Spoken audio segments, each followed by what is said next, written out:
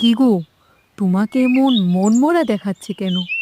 মুরগিগুলো বিক্রি করেও কি সোহেল ভাইয়ের ধার পরিশোধ হয়নি? না গো, মুরগিগুলো বিক্রি করেও সোহেল ভাইয়ের ধার পরিশোধ হয়নি। শুধু অর্ধেকটা পরিশোধ হয়েছে। আচ্ছা, রিমি কোথায়?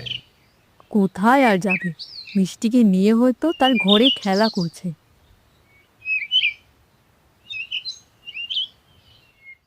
জানিস মিষ্টি, আজ বাবা সোহেল চাচার ধার পরিশোধ করে দেওয়ার জন্য তোকে ছাড়া বাকি সবগুলো মুরগি বিক্রি করে দিয়েছে।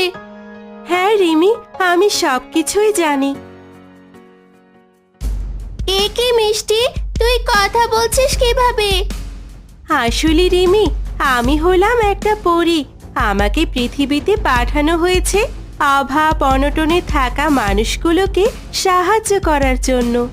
কিন্তু তুমি তো জঙ্গলে একটা ডিম হয়ে পড়েছিলে।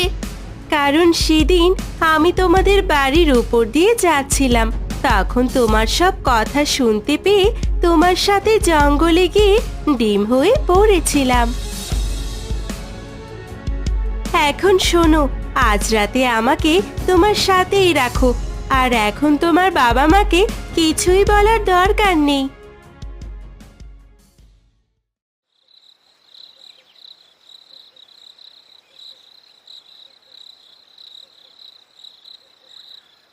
কিরে মা, তুই এখনো ঘুমাসনি? না বাবা, ঘুম আসছিল না। বলছিলাম কি, মিষ্টি ছাড়া তো এখন আমাদের আর কোনো মুরগি নেই, তাই এখন থেকে ওকে আমার ঘরেই রাখবো। ঠিক আছে মা, মিষ্টিকে তোর ঘরেই রাখ। এখন তাড়াতাড়ি গিয়ে ঘুমিয়ে পড়তো দেখি।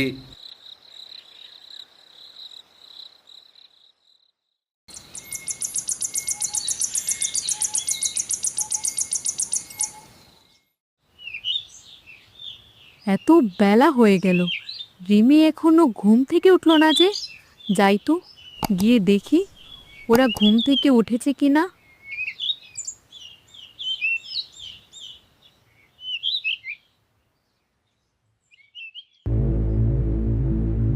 এ কি, ওটা আবার কি?